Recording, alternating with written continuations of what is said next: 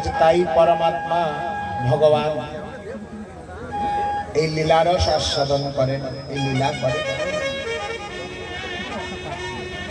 एतदंशे कलापंशे कृष्णस्तु भगवान स्वयं।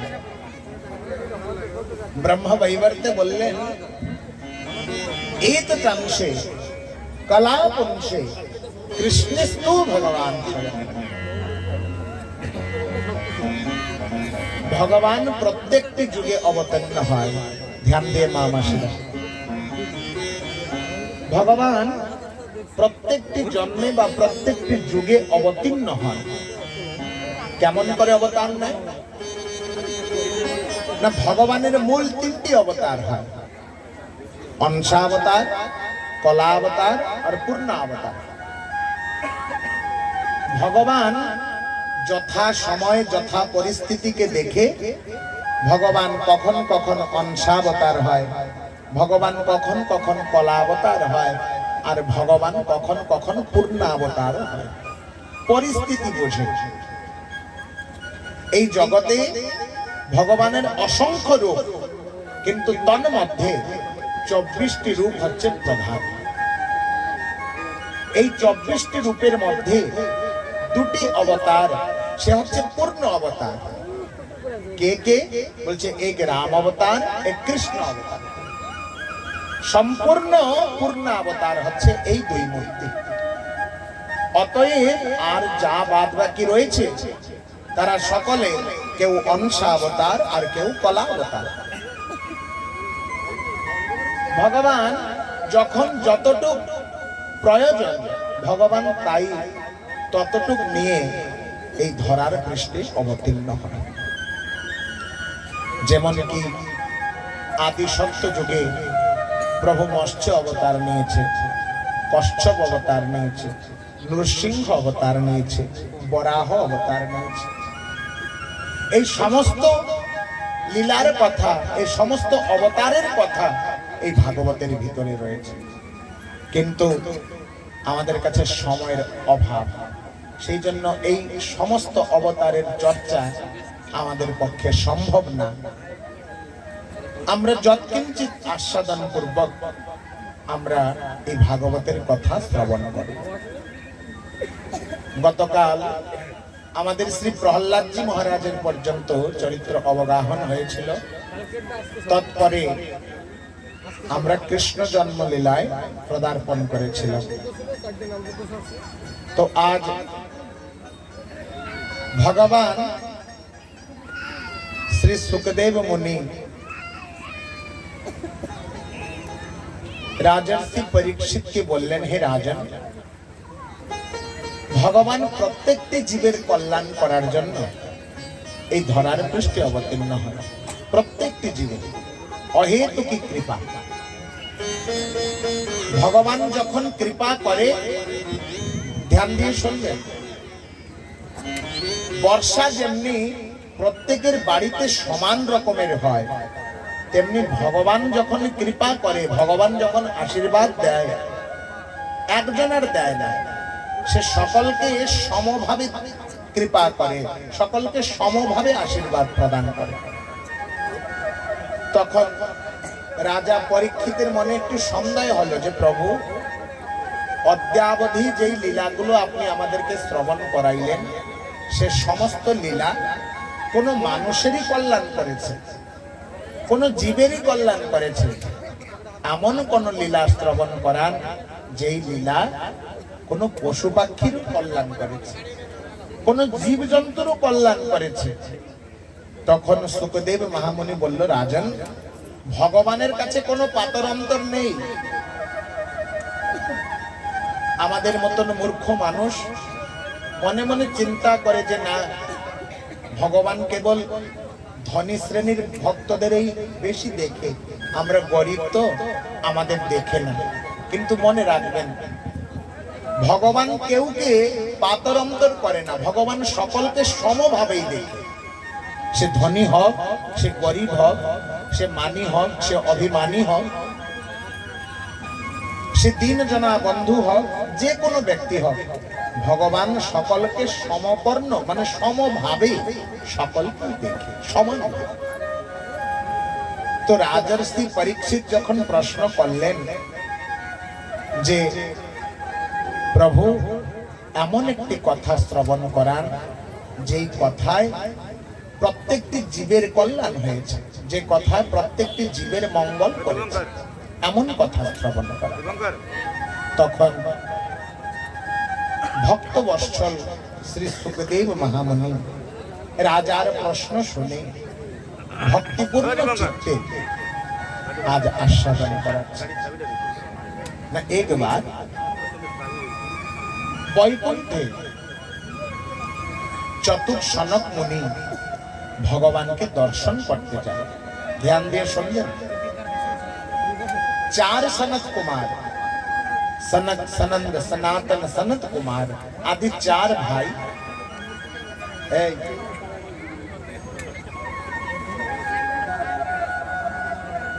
আদি 4 ভাই ভগবান বৈকুণ্ঠপতির দর্শন করতে যায়। বৈকুণ্ঠপতির দর্শন করতে যান।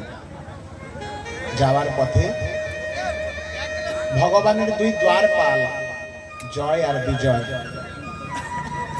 সে দ্বার দেশে দাঁড়িয়ে আছে। যখন এই চতুর্সনক কুমার সেইখানে যায় পৌঁছায়, তখন জয় আর বিজয় বলে, প্রভু ভগবানের বর্তমান শয়নের সময়, আপনারা ভুল সময় আসছেন, কিছু সময় অপেক্ষা করেন, তৎপশ্চাৎ যাবেন। চতুর্সনক কুমার বলল, ঠিক আছে, ভগবানের সেবায় আমরা তো আর আপত্তি করতে পারি না, ঠিক আছে, আমরা দাঁড়াই আছি বাড়িতে। বহু সময় হয়ে গেল, সন্ধ্যা আগত। এইবার চতুর্সনক কুমার জয় আর বিজয়কে বলে, শোনো, সন্ধ্যা হয়ে গেছে, ভগবানের বর্তমান সন্ধ্যা আরতির সময়, আমরা একটু দেখে আসি। ভগবানের দর্শন অভিলাষায় আসছে, একটু দর্শন করে আসে। তখন জয় এবং বিজয় তাচ্ছল্যপূর্বক অভিমান বশ আজকে 4 সনত কুমারদেরকে বলে দিল যে দেখো, এতটুক সাধু, আবার বড় বড় কথা, তারা ভগবানকে দেখবে, ভগবান এদের মতন সাধুদেরকে কি ভগবান দর্শন দিবে? তখন 4 সনত কুমার অভিশাপ দিল যে হে জয় আর বিজয়, বৈকুণ্ঠের দ্বারপাল হওয়ার যোগ্যতা তোমার নেই, তোমরা পৃথিবীতে রাক্ষস কুলে জন্ম হবে। তখন জয় আর বিজয় ভয় পেয়ে, সাধুর অপমান হলো তার জন্য ভয় পেয়ে, সেই 4 সনত কুমারের চরণ ধরে ক্ষমা চাইল যে প্রভু অজ্ঞানতাবশতঃ আমরা বলে দিলাম, ঠাকুর ক্ষমা করে দাও, ক্ষমা করে দাও। তখন 4 সনত কুমার বলল, দেখো, মরতে তো অবতার নিতেই হবে, কিন্তু ধ্যান দেবা, যতবার তুমি অবতার নেবা ততবার তোমার উদ্ধার ভগবানের দ্বারাই হবে। তাই আজ সেই জয় আর বিজয় এই মর্ত লোকে গ্রহ, গ্রাহ এবং গজ রূপে জন্ম হয়। গজ শব্দের অর্থ হচ্ছে হস্তি, হাতি, আর গ্রাহ শব্দের অর্থ হচ্ছে কুমির। গজ এবং গ্রাহ রূপে জয় আর বিজয় এই পৃথিবীর বুকে জন্ম হয়। কুমির জলে বাস করে এবং হাতি জঙ্গলে বাস করে, যার যার পরিবার নিয়ে তার তার বাস করে। উভয়ের কিন্তু মনে আছে যে আমরা কিন্তু বৈকুণ্ঠের দ্বারপাল, আমাদেরকে যেভাবে হোক এই পশু শরীর ত্যাগ করে সেই গোবিন্দের কাছে যেতে হবে। তখন গ্রাহ একদিন তার পত্নের কাছে গিয়ে জিজ্ঞাসা করে, দেখো, আমি কে জানো? বলছে, তুমি এই একটা জলাশয়ের কুমির। বলছে, না, আমি বৈকুণ্ঠের দ্বারপাল। সাধু মহাত্মার অপমান করার কারণবশত আমি এই জলে কুমির হয়ে জন্ম হয়েছি। আমি সাধু মহাত্মার চরণে অপরাধ করার কারণে আমি এই জলে কুমির হয়ে জন্ম হয়েছি। সেই জন্য ধ্যান দেবেন, জীবনে যতই যা করেন না কেন কোনোদিন সাধুগুরু বৈষ্ণবের অপমান করবেন না। জীবনে কোনোদিন ভক্ত অপরাধ করতে যাবেন না। মহা মহা অপরাধের থেকে বঞ্চিত হওয়া যায়, কিন্তু ভক্ত অপরাধের থেকে কেউ বাঁচাইতে পারে না। ভগবান বলে আমা সনে দ্রোহ করলে মম ক্ষমা করি। যদি ভগবানের কাছে কেউ দ্রোহ করে, কেউ অপরাধ করে, তা ভগবান তারে মাফ করে দেয়। কিন্তু ধ্যান দেবেন, যদি গুরু বৈষ্ণবের কাছে কেউ অপমান করে, যে অপরাধ করে, যদি গুরু বৈষ্ণবকে কেউ অপরাধ করে, তাহলে মনে রাখেন গুরু বৈষ্ণবের অপরাধ কোনোদিন মাফ হয় না, কোনোদিন মাফ হয় না। গুরু বৈষ্ণবের অপরাধের জন্য আমাদের জীবনে কিন্তু সাধন ভজন হচ্ছে না। কেবল ওই গুরু বৈষ্ণবের অপরাধের জন্য আমাদের জীবনটা এই নরক সদৃশ্য হয়ে যাচ্ছে। এখানে যতগুলো ভক্ত বসে আছে, আশা করি সবাই পায় গুরু গ্রহণ করেছে বা গুরুর আশ্রয় নিয়েছে, প্রায় সবাই। অনেকে আমাদের এই দিকের ভক্তরা সবাই গুরু গ্রহণ করে, অল্প বয়সের থেকে গ্রহণ করে। কিন্তু গুরু গ্রহণ করলে হবে কি?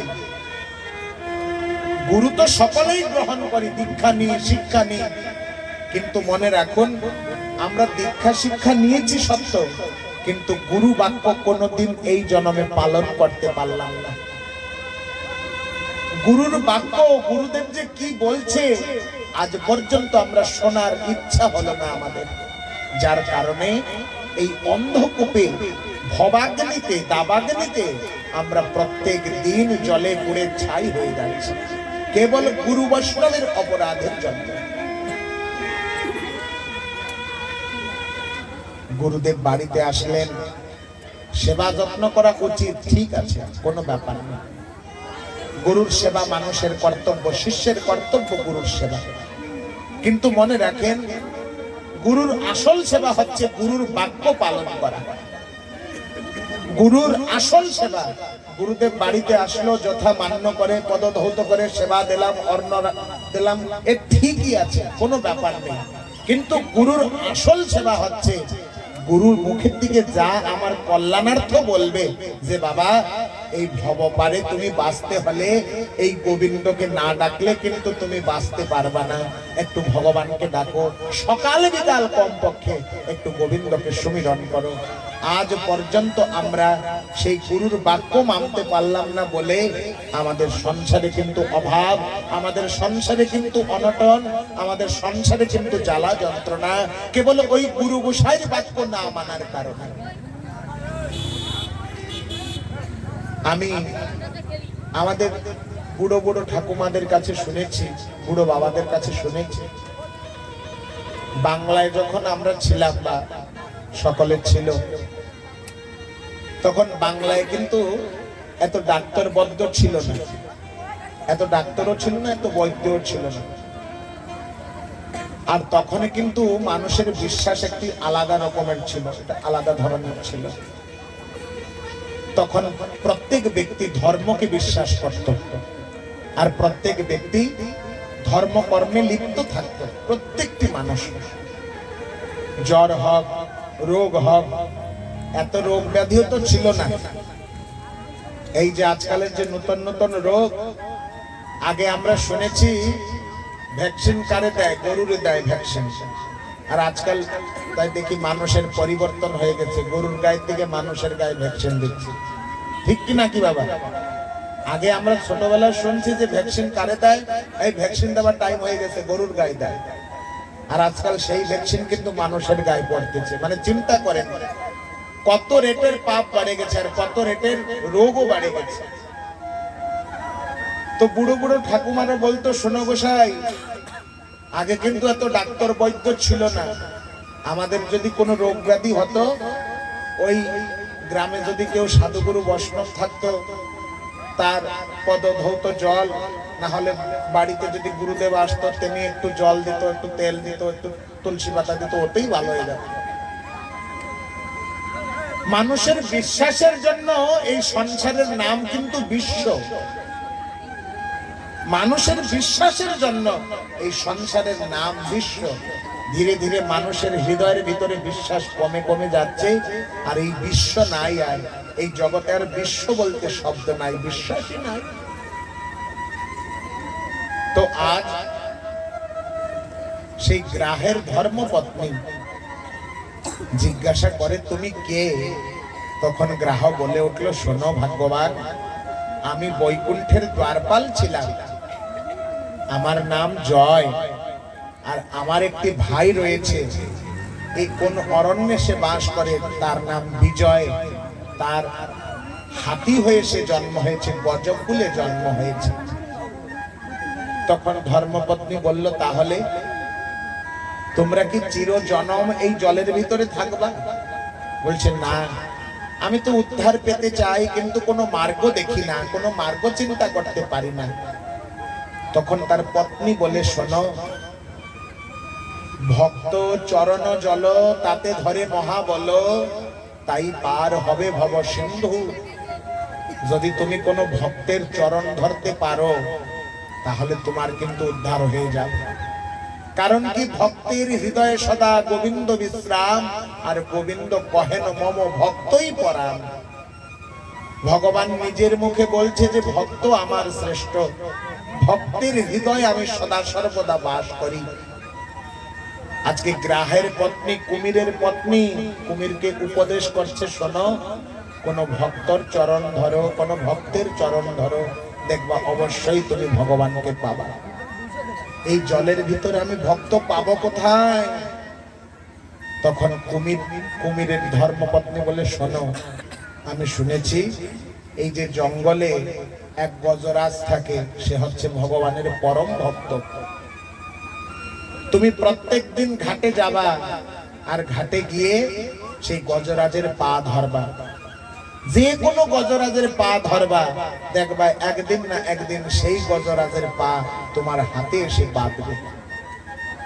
তো কুমির পত্নীর আজ্ঞার মতন প্রত্যেক দিন কুলে যায়, আর যে কোনো হাতি জল খেতে আসে, সে তার পাখানা জড়িয়ে ধরে। হাতি মনে চিন্তা করে, মনে হয় ছোট কোনো বস্তু এসে আমার পা লাগছে, জোরে ছেটে দেয়, আর যখনই জোরে লাফ কি করে, তখন কুমির অনেক দূরে যায় পড়ে। বহুদিন চলে গেল। একদিন কুমিরের পত্নীরে কুমির বলছে, দেখো, সে গজরাজ তো কই দেখা গেল না। বলছে, তুমি ভুল ধরছো, তুমি ভক্ত চিনতে পারোনি। বলছে, কেমন করে চিনবো? না, ভক্তের চরণে, ভক্তের চরণ ধরলে পরে সুগন্ধ হয়। কারণ কি, ভক্তের চরণে সুগন্ধ থাকে। কিসের গন্ধ? বলছে, ভক্তির গন্ধ থাকে। তুমি ভক্তের চরণটাকে জড়িয়ে ধরবার, নাক দিয়ে শুনবা যে দেখি এই ভক্তের চরণে সুগন্ধ আছে কি না, ভক্তির সুগন্ধ আছে কি না। গজরাজ আবার কুলে চলে যায়। কুলে গিয়ে দেখে যে বিরাট একটি হাতির পল, তারা একসঙ্গে জল খেতে আসছে। কুমির চিন্তা করে, আজকেই উদ্ধার হবেই হবে। সেই হাতির ঝুন্ডের ভিতরে, সেই হাতির পলের ভিতরে আজকে সেই ভক্ত গজরাজ, সেই ভক্ত গজরাজ আজকে জল খাওয়ার জন্য তার পত্নী পুত্র সঙ্গে করে, তার আত্মীয় স্বজনকে নিয়ে সে জল খেতে আসে। আর এমন সময় পেয়ে কুমির কি করে, সেই গজরাজের পাখানা জড়িয়ে ধরে। গজরাজ মনে মনে চিন্তা করে, কোনো মাছ ঠাস বাঁচছে, সেই জন্য একটু চালে মেরে দেয়। কুমির অনেক দূরে যায় পড়ে, আবার দৌড়াইতে দৌড়াইতে এসে ধরে। বলছে, এমন করে ধরা যাবে না, কি করতে হবে না, আমার ভগবান মুখ দিয়েছে, মুখ দিয়ে জড়াই ধরবে। এবার গজরাজের পা দুটি মুখ দিয়ে জড়াই ধরল, যে আজকে আর ছাড়বো না, এই হচ্ছে ভক্ত, এর চরণের থেকে ভক্তির সুগন্ধ জন্মাচ্ছে, একে ছেড়ে দিলা পরে, একে যদি আমি ছেড়ে দিই তাহলে কিন্তু আর ভক্ত পাওয়া যাবে না, আমার জন্মটা এমনি জলের ভিতরেই নষ্ট হয়ে যাবে। তৎক্ষণাৎ যখনই গজরাজের পা কুমির মুখ দিয়ে ধরেছে, গজরাজের পা হইতে রক্ত প্রবাহিত হয়। আর গজরাজ চিৎকার করে ওঠে, চিৎকার করে ওঠে। চিৎকার করিতে করিতে তার সকল বান্ধবদেরকে ডাক দেয়, হে পত্নী, হে পুত্র, আমাকে রক্ষা করো, আমাকে রক্ষা করো। কিছু সময় তার পুত্ররা তাকে একটু টানছে, কিছু সময় তার পত্নীরা কিছু টানছে। যখন তারা কেউ পারিনি, যখন তারা কেউ পারিনি, তখন সে গজরাজকে তেমনি অবস্থায় ছেড়ে সবাই চলে যাচ্ছে। গজরাজ রাগ দেখছে, হে পত্নী, হে পত্নী, হে পুত্র, আমাকে রক্ষা করো, আমাকে রক্ষা করো। তখন পত্নী কি বলে জানো? বলছে কি, তুমি একা যদি চলে যাও কোনো দুঃখ নেই, তুমি একা যদি চলে যাও কোনো দুঃখ নেই, কিন্তু তোমার সঙ্গে আমরা মরতে পারবো না। হে সংসারী ব্যক্তি, একটু ধ্যান দিয়ে শ্রবণ করবে। এই যে পতি, এই যে পত্নী, এই যে পুত্র, এই সকল কিন্তু একটি মিথ্যা মায়ার বন্ধন। আসল সময় যখন আসে না, কেউ কেউর সঙ্গে চলে যায় না, কেউ কেউর সাথে চলে যায় না। মনে করুন, আজকে আমার বাবা চলে গেল, আমি কি আমার বাবার সাথে যেতে পারবো? আমি যতই যোগ্য পুত্র হই না কেন, আমি যতই যোগ্য সন্তান হই না কেন, আমার বাবা আমাকে ছেড়ে চলে যাচ্ছে, আমি কি ওর সঙ্গে যেতে পারবো? কখনো না, আমি কখনো যেতে পারবো না। একজনের পতি চলে যাচ্ছে, সে পত্নী কি কখন তার সঙ্গে চলে যেতে পারবে? কখনো যেতে পারবে না। তার মানে কি জানেন? এ হচ্ছে একটি মিথ্যা মায়ার সংসার। কেবল আমরা মিথ্যা মায়ায় পড়ে আমার আমার বলে সবাইকে বলে আমার, বাস্তবিক ভাবে কেউ কেউ নয়, কেউ কাউ নয়। কেবল একটি মিথ্যা মায়া, আমার আমার আমার। কিন্তু মৃত্যুর সময় আমার কেউ নয়। আমার যদি কেউ থাকে, আমার যদি কেউ হয়, সে হচ্ছে সেই পরমাত্মা, সেই ভগবান, সেই একা আমার, যে কি আমার জন্ম হওয়ার সঙ্গে আমার সাথে আছে, মৃত্যুর সময় আমার সাথে থাকবে, মৃত্যুর পরেও আমার সঙ্গে থাকবে। সেই জন্য ধ্যান দেবেন, যতই আমার আমার করবেন না, যাওয়ার পথে ততই কষ্ট হবে, ততই দুঃখ হবে। এই সংসার কেমন বলছে, কমল দল জল জীবন টলমল। কমল পত্রের উপরে যেমনি জল থাকলে যেমনি হয়, মানুষের জন্মটা তেমনি টলমল টলমল করতেই থাকে, করতেই থাকে। সেই জন্য হে সজ্জন বৃন্দ, আজকে গজরাজ তার সমস্ত পত্নীদেরকে ডাকছে যে আমাকে রক্ষা করো, আমাকে উদ্ধার করো। কেউ আসলো না। তখন আর উপায় না পেয়ে সেই পুষ্করণীতে, সেই জলাশয়েতে একটি পদ্ম ফুল ভেসে যাচ্ছিল, তাকে টেনে এনে, নিজের সুধের দ্বারা তাকে টেনে এনে ভগবানের উদ্দেশ্যে উপরে তুলে দেয় যে, হে গোবিন্দ, দেখেছি দেখেছি এই সংসারের রীতি, কেউ তো কেউর নয়, মিথ্যা ভয় ভ্রান্তি। আমি দেখলাম এই সংসারের রীতি কেউ কেউর নয়, কেবল একটি মিথ্যা মায়ায় পড়ে আমরা হাবুডুবু খাচ্ছি, আর কিছু নয়। গোবিন্দ, তুমি বিনে আমার রক্ষা কর্তা, আমার ত্রাণ কর্তা আর কেউ হবে না, আর কেউ হবে না। যখনই গজরাজ ভগবানের উদ্দেশ্যে একটি পুষ্প দিয়ে ভগবানকে নিমন্ত্রণ করছে যে, প্রভু, তোমা বিনে রক্ষাকারী আর কেউ নাই, তুমি যদি রক্ষা না করো আমারে আর কেউ রক্ষা করতে পারবে না। তাই আজ ভগবান নিজে স্বয়ং গরুড় পৃষ্ঠে বসে আজ প্রভু অবতীর্ণ হলেন। আজ প্রভু নিজে দৌড়াইতে দৌড়াইতে চলে আসলেন আর গ্রাহের মস্তক ছেদন করে গজরাজের উদ্ধার করলেন। শ্রী পরীক্ষিত মহারাজ বলে, প্রভু,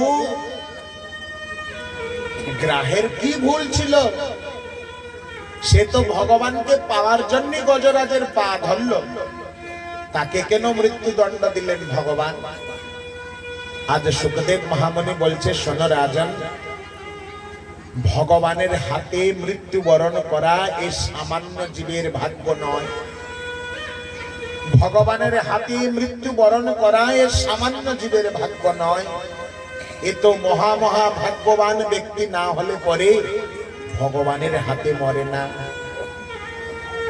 আজ যেই অপরাধ করেছিল সাধুর কাছে, সেই অপরাধের প্রতিশোধ, সেই অপরাধের কৃপা ভিক্ষা নিতে গিয়ে আজ প্রভু গ্রাহের মস্তক ছেদন করেন, আর তাকে নিজে গ্রহণ করার জন্য প্রভু মকরাকৃতি কুণ্ডল ধারণ করেন। ভগবানের দেখবেন কানে মকরাকৃতি কুণ্ডল শোভা পায়, মানে মকরের মতো, গ্রাহের মতন কুণ্ডল ভগবান করেন, কেবল এই গ্রাহকে অবিচার যেন না হয়ে যায়, গ্রাহের উপরে যেন অত্যাচার অবিচার না হয়, তার জন্য প্রভু মকরাকৃতি কুণ্ডল ধারণ করেন। এমন প্রভু ভক্ত বৎস। তো আজ রাজা পরীক্ষিত কৃতকৃত হয়ে গেলেন যে প্রভু ভগবান সকলার উপরে দয়া করলেন, সকলার উপরে দয়া করেন। সুখদেব মহামুনি রাজনকে বলছে, শোনো রাজন, ভগবান তার উপরেই দয়া করে যে ভগবানকে বিশ্বাস করে, যে ভগবানকে ভালোবাসে। ভগবান তার উপরেই কৃপা করে, তার উপরেই দয়া করে যে ভগবানকে ভালোবাসে। নত্র ভগবান কেউকে দয়া করেন না। ধ্যান দিয়ে ভক্তগণ শুনবেন। আমরা তো কতই ডাকি ভগবানকে, ডাকি না? অনেকেই তো ডাকি, অনেক প্রকারে ডাকি। কেউ সকালে ডাকে, কেউ বিকালে ডাকে, কেউ দুপুরে ডাকে, অনেক প্রকারেই তো ডাকি আমরা। যে যেরকম পারি সে সেরকমই ডাকি ভগবান, যেরকম পারি সেরকমই ডাকি। ওই ভগবান তো কখন আমাদের ডাক শুনলো না? সামান্য একটি পশুর ডাক শুনলো, আমাদের ডাক কই শুনলো না? ধ্যান দিয়ে শুনবেন।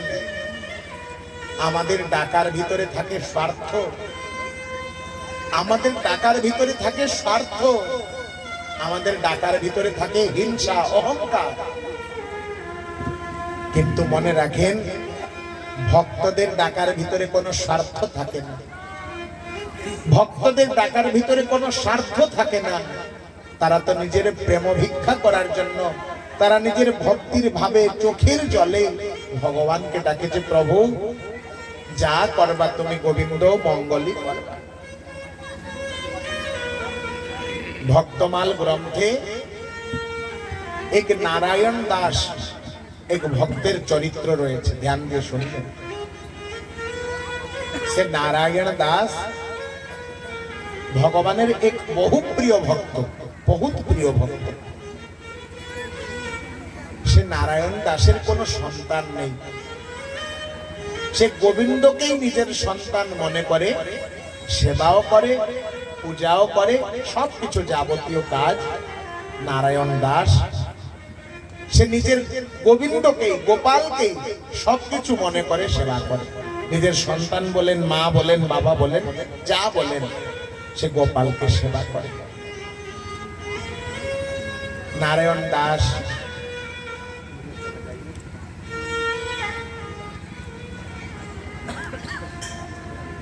সে নারায়ণ দাস এমনি ভক্তির পরাকাষ্ঠা, এমনি ভক্তির পরাকাষ্ঠা। ভগবান তার গৃহে প্রত্যেক দিন তাকে দেখতে আসে, এত ভক্তি তার। একবার সেই গ্রামে দুর্ভিক্ষ পড়ল, সেই গ্রামের ভিতরে দুর্ভিক্ষ পড়ল। নারায়ণ দাস সে দুর্ভিক্ষ অবস্থায় কেউর বাড়ি ভিক্ষা করতেও যেতে পারে না, এমনি অনাহারেই দিন কাটে। 1 দিবস, 2 দিবস, 3 দিন, 4 দিন, 5 দিন, 6 দিন, বহুত দিন চলে যায়, ভিক্ষা পায় না। আর ভিক্ষা না করলে সে চলতে পারে না, বহুত দিন চলে গেছে। একদিন তার ধর্মপত্নী বলছে, শোনো, গোবিন্দকে বহুত দিন ধরে এক মুঠ অন্ন সেবা দিতে পারিনি। আমরা সেবা না করলাম আমার গোবিন্দ যেন সেবা করে। তুমি কেউর বাড়িতে যা বাবা এক মুঠ যদি চাউল দেয় মানা করবা না, নিয়ে আসো, গোবিন্দকে একটু সেবা দিই। বহুত দিন ধরে আমি গোবিন্দকে সেবা দিতে পারি না। নারায়ণ দাস ধর্মপত্নীর কথা মোতাবেক নিজের গ্রাম ছেড়ে অন্য গ্রামে ভিক্ষা করতে যায়। যে অন্য গ্রামে তো আর দুর্ভিক্ষ পড়িনি, অন্য গ্রামে যাই ভিক্ষা করার জন্য। অন্য গ্রামে ভিক্ষা করতে যায়। প্রথমেই গ্রামে ঢুকে এক জমিদার বাড়ি, তার বাড়ি ভিক্ষা করতে যায়। হে জমিদার, জমিদার ভবত ভিক্ষাং দেহি, আমায় কিছু ভিক্ষা দাও জমিদার। তো জমিদারের বাড়ি কিন্তু সবকিছু পরিপূর্ণ। জমিদার যখনই সেই নারায়ণ দাস ভক্তরে দেখছে, ছি ছি করে বলছে, যাও যাও যাও, সকালবেলা ভিখারি একটা চলে আসছে, যাও। হেসে হেসে চলে আসে। আরেক বাড়ি, তারাও খুব অর্থপতি, তাদের বাড়ি গিয়ে ভিক্ষা করে। বলছে, দেখো আমাদের একটু কিছু ভিক্ষা দাও, আমার গোবিন্দ অনেক দিনের থেকে একটু অন্ন সেবা নিয়ে একটু কিছু ভিক্ষা দাও। সেই বাড়ি থেকেও তাকে ধিক্কার করে বের করে দেয়। লজ্জা করে না? হাট্টা কাট্টা একটা মানুষ, তুমি তো এমনি কাজ করলে অনেক পয়সা পাও, তুমি কেন ভিক্ষা করতে আসছো? সেখানে থেকে চুপ করে চলে আসছে। আরেক বাড়ি ভিক্ষা করতে যায়। যখনই ভিক্ষা করতে যায় তখন সেই কথা বলে, আমার বাড়ি তুমি কাজ করো, তোমার 200 টাকা দেব। এত বড় হাট্টা কাট্টা মানুষ, কাজ করলে কি পয়সা পাবো না? ভিক্ষা করতে আসছো, লজ্জা করে না? আমার বাড়ি কাজ করো। সেখানে চুপচাপ চলে আসে। পুরো গ্রাম ঘুরতে ঘুরতে এক মুঠ চাউলও পাইল না। সন্ধ্যা হয়ে গেছে, বাড়িতে আসলো। পত্নী জিজ্ঞাসা করে যে, ওগো সকাল বেলা চলে গেছো, সন্ধ্যা হয়ে গেছে, কিচ্ছু পাওনি? বলছে, না না, ভগবানের মনে হয় আমাদের হাতের দিকে সেবা করার ইচ্ছা নেই। কেউর বাড়ি অনেক কিছু আছে কিন্তু সে ভগবানকে দিতে পারে না। ভগবান তাকে বড্ড ভালোবাসে, আর আমরা ভিখারি মানুষ, আমরা দিলে আমাদের হস্ত বন্ধ হয়, আমাদের হাত বন্ধ হয়। ভগবানকে আমাদের হাতের থেকে কিছু নেবে? মম হস্ত বন্ধ হয়, তার সেবা লাগে। আমার হাত, আমি গরিবের হাত, আমার হাতের দিকে অন্ন সেবা করলে প্রভু মনে হয় সন্তুষ্ট হয় না। গরিবের হাতের অন্ন ভগবান ভালোবাসে না। পত্নী, তুমি চিন্তা করো না, যেই দিন তার খেতে ইচ্ছা হবে সেই দিন মনে হয় আমাদেরকে কিছু ভিক্ষা দিবে। রাত্রবেলা জল পান করে দুইজন শুয়ে আছে। রাত্র সময় এক ব্রাহ্মণ দুয়ারে এসে দরজাটা ঠক ঠক করে ডাক দিচ্ছে, আরে ভক্ত, বাড়ি যদি কেউ থাকো ভাই, আমার কিছু ভিক্ষা দাও, আমি 4 দিন ধরে উপবাস, আমার কিছু ভিক্ষা দাও, ভিক্ষা দাও। আমার বিপ্র দেবতা বসে আছেন, ডাক দিচ্ছে। নারায়ণ দাস দরজাটা উন্মুক্ত করে দেখে ব্রাহ্মণ বসে আছে, প্রণাম করলো। বলছে, ব্রাহ্মণ দেবতা, যাক বহুদিনের পরে এক অতিথি সেবা করার সৌভাগ্য আমরা পাইলাম। বহুদিনের পর আমার পরম ভাগ্য, পরম সৌভাগ্য, পরম ভাগ্যবন্ত আমি যে আমার মতন ভিখারির দ্বারেও একজন অতিথি ভিক্ষা করতে আসছে। আমার বড্ড ভাগ্য। একটু বসেন, আমি একটু ব্যবস্থা করি, আমাদের বাড়ি একটু ব্যবস্থার অভাব আছে, একটু ব্যবস্থা করি। ব্রাহ্মণ বলল, ঠিক আছে, রাত তো অনেক হয়েছে, আর যাবো কোথায়, তুমি কিছু ব্যবস্থা করো, আমি এখানে দুয়ারেই আছি। ভিতরে গিয়ে বলে যে, শোনো হে গৃহিণী, হে স্ত্রী, হে নারী, ঘরে কিছু বিক্রি করার মতন আছে? বলছে, না কিচ্ছু নেই। আমাদের ঘরে দেখো, কিচ্ছু নেই। বলছে, একজন ব্রাহ্মণ বসে আছে, চুপ চুপ কথা বলবা, কিচ্ছু নেই? বলছে, না কিচ্ছু নেই। বলছে, বাজারে তো কেউর কাছে ধার খরচ করবো, তেমনিও আমার মুখ নেই, তাহলে কি করা যাবে? না, একটি কাজ করো, তোমার এই যে সুন্দর সুন্দর কেশ, এই কেশগুলো কেটে দাও, আমি বাজারে বিক্রি করে দাও। এই সুন্দর কেশ বিক্রিও যদি করি কিছু পয়সা তো পাবো। ধর্মপত্নী পতিব্রতা, স্বামী যা বলছে কেশগুলো বটি দিয়ে কেশগুলো কেটে দিয়েছে, বলছেন না বিক্রি করে অতিথি যেন আমাদের দুয়ারের থেকে খিদায় না চলে যায়, তাই করে।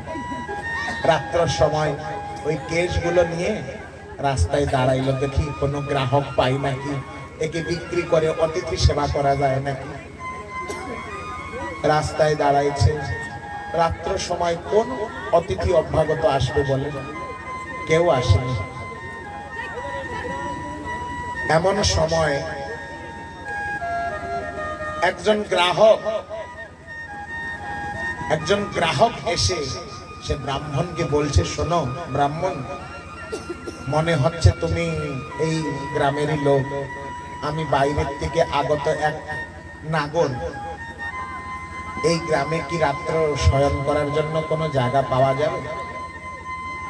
বলছে, দেখেন আমি এর বিষয়ে জানি না, আপনি আর কেউর কাছে জিজ্ঞাসা করেন। আবার জিজ্ঞাসা করছে, দেখো আমি অনেক পয়সা দেব, রাত্র কাটানোর জন্য যদি কোনো নারী আর কোনো ঘর পাওয়া যায় তাহলে আমারে বলো, অনেক পয়সা দেব। ব্রাহ্মণ নারায়ণ দাস ভক্ত মনে মনে চিন্তা করছে যে ঠিক আছে, আমাদের বাড়িতে চলেন, কোনো ব্যবস্থা করা যায়। সে যে নাগর, সে বাইরে দাঁড়িয়ে আছে। ঘরের ভিতরে গিয়ে পত্নীর কাছে বলছে, শোনো একটি কথা বলবো, খারাপ মনে করবে না তো? বলছে, কেন খারাপ মনে করবো? তুমি আমার পতি, আমি তোমার পত্নী, খারাপ কেন মনে করবো? বলছে, শোনো বাজারে তোমার কেশ কয়টা বিক্রি করতে গেছিলাম, চুল কয়টা, কোনো গ্রাহক পাইলাম না। তো মনে মনে চিন্তা করছি কি করে অতিথি সেবা দেব। ব্রাহ্মণ একজন দুয়ারে দাঁড়াই আছে, কি করে সেবা দেব? তো ভগবানের কত কৃপা দেখো, একজন নাগর এসেছে, তুমি যদি রাত্রে তার সঙ্গে একটু থাকতে তাহলে সে কিছু পয়সা দিত। পত্নী কানে হাত দিয়ে দেয়, বলছে, আপনি আমার পতি হয়ে আপনি এমন কথা বলতে পারেন যে একটি পরপুরুষের কাছে রাত্র যাপন করব? এ সম্ভব হয় না। তখন নারায়ণ দাস হাত জোড়ে বলছে, দেখো আমার অতিথি সেবা বড়, তুমি আমার ধর্মপত্নী, আমার সুখে দুঃখে তোমার সহভাগিতা আছে, আমি তোমার সেবা করব, তুমি এক রাত্র নাগরের কাছে থাকো। ভারতের নারীর দম্ভ কত দেখেন, ভারতের নারীর গৌরবটা কত দেখেন। হ্যাঁ বলছে, ঠিক আছে, তুমি পতি হয়ে যদি রাখতে পারো, আমি পত্নী হয়ে কেন থাকবো না? ঠিক আছে থাকবো।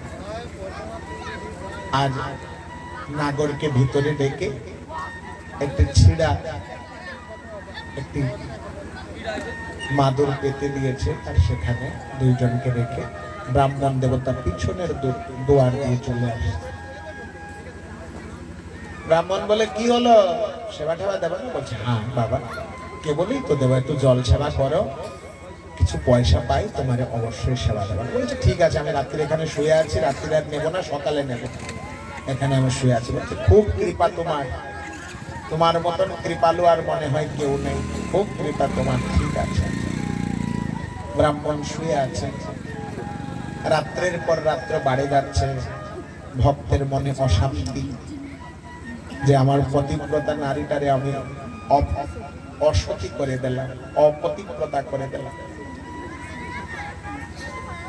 বহু রাত্র চলে যায়, মনে মনে চিন্তা করে, মনে হয় শুয়ে পড়ছে নাকি, নাগর আবার রাগ হয় নাকি। তো দরজার ফাঁক দিয়ে চিন্তা করে, মহাপাপ, তথাপিও দেখি। ভক্ত নারায়ণ দাস দরজাটা ফাঁক করে দেখে, আপনারা বিশ্বাস করতে পারবেন না, অখিল ব্রহ্মাণ্ড নায়ক রাধা প্রাণপতি লক্ষ্মীকান্ত শঙ্খ চক্র গদা পদ্ম ধরে সেই ভক্ত নারায়ণ দাসের বউকে কোলে করে তার মাথাটা ধীরে ধীরে ধীরে ধীরে ধীরে ধীরে আদরপূর্বক তার কোলে করে তাকে শোয়াচ্ছে। আর ভগবান নিজে চার হাত, তো এক হাতে পাখা করে দিচ্ছে, এক হাতে পাখা করে দিচ্ছে, এক হাতে কাপড় দেয়, ধীরে ধীরে ধীরে ধীরে বাতাস করছে। ভক্ত দেখে কেঁদে উঠল, বলছে প্রভু, এমন তোমার দয়ার এমন পরীক্ষা আমার সঙ্গে নিতে হচ্ছে। কত জন্ম জন্ম ধরে আমি চেষ্টা করি তোমার একটু দর্শন পাবো, আর তুমি এমন অবস্থায় তুমি সেবা করছো আমার পত্নীর। তাই চুপ করে দরজাটা উন্মুক্ত করে দেয়। দরজাটা যখন উন্মুক্ত করে দেয় তখন ভগবান অন্তর্ধান হয়ে যায়। ভগবান অন্তর্ধান হয়ে যায়। পত্নী জেগে ওঠে, বলে ওগো কি হলো, কি হলো? বলছে না রে, কিছু হয়নি। কত ভাগ্য তোর, কত ভাগ্য ভগবানের কোলে মাথা দিয়ে তুই ঘুমাইছিস। বলছে না তো, আমি তো কই শুইনি, আমি তো চিন্তা করছি যে নাগর কখন আসবে, আমি তো তার রাস্তার দিকে তার পথের দিকে তাকাই বসছি। বলছে ওই তো নাগরের বেশে আমার সেই রাধা মাধব এসেছে গো, সে নাগরের বেশে আমার সেই কৃষ্ণ প্রাণধন এসেছে গো, নাগরের বেশে সেই লক্ষ্মীপতি এসেছিল গো। বলছে কোথায়, কোথায় চলে গেল দেখি দেখি। ধর্মপত্নীর চরণ ধরে কান্না করে, আরে ভাগ্যবান, কত ভাগ্য তোমার, কত অহভাগ্য তোমার, তুমি সাক্ষাৎ বৈকুণ্ঠপতির কোলে মাথা দিয়ে শুয়ে আছো, কত ভাগ্য তোমার। কাঁদতে কাঁদতে অচৈতন্য হয়ে পড়ে, শূন্য হয়ে পড়ে। ধর্মপত্নী মুখে একটু জল দেয়, গালে একটু জল দেয়, ওঠো ওঠো। বলছে না রে, আর বাঁচে লাভ নেই। আরে যার জন্য ভগবান নিজে নাগর বেশে আসতে পারে, তাকে দর্শন করার পরে এই চোখে আর কেউকে দেখতে ইচ্ছা নেই। মনে মনে চিন্তা করে, ভগবান তো চলে গেল, আমার অতিথি সেবা কেমন হবে। বাইরে গিয়ে দেখে এই ব্রাহ্মণ যেখানে শুয়েছিল, টাকা পয়সা ধন দৌলত যা কোনোদিন কল্পনা করিনি, তার দুয়ারের সামনে এক এক গাধা পড়ে আছে, এক এক গাধা পড়ে আছে। চারদিকে ডাক দেয়, ব্রাহ্মণ দেবতা, ব্রাহ্মণ দেবতা, তুমি কোথায়, কোথায় আছো? কেউ নেই সেখানে। ব্রাহ্মণ মনে মনে চিন্তা করে, প্রভু এই দুর্দিনে তুমি এমন সুদিন দিয়ে গেছো, তোমাকে হারাইয়ে এ ধন পাই আমার কোনো লাভ নেই, তোমাকে হারাইয়ে এ ধন পাই আমার কোনো লাভ নেই। গোবিন্দ, যার কাছে তুমি আছো, এই ধন সম্পত্তির কোনো প্রয়োজন নেই গোবিন্দ, কোনো প্রয়োজন নেই। আজ নারায়ণ দাস কাঁদতে কাঁদতে কাঁদতে কাঁদতে সাক্ষাৎ ভগবান অবতীর্ণ হয়। বলছে ভক্ত, কোনো চিন্তা নাই তোমার, কোনো চিন্তা নেই, আমি আছি, আমি তোমার সঙ্গে আছি। উভয় পতি আর পত্নী গোবিন্দের সেবা করে। আর যা কিছু ধন পেয়েছিল, সকাল বেলা প্রভাত যখন হয়, নারায়ণ দাস প্রত্যেক দিন সবার বাড়িতে ভিক্ষা করতে যায়। আর আজকে সেই ভক্ত নারায়ণ দাস সবার বাড়িতে ধন বিতরণ করতে যাচ্ছে। কেউরে এক মোটা সোনা দিচ্ছে, কেউরে এক মুষ্টি হীরা দিচ্ছে, কেউরে এক মুষ্টি রৌপ্য দিচ্ছে, এরকম সব ধন দৌলত বেটে দেবে। আর নিজে রাম নারায়ণ নাম উচ্চারণ পূর্বক ভগবানের নাম করতে করতে অতি আনন্দতে থাকতে লাগলো। মনে রাখবেন সজ্জন, ভগবান পরীক্ষা করে সত্য। মনে রাখবেন, ভগবান পরীক্ষা করে সত্য, কিন্তু মনে রাখবেন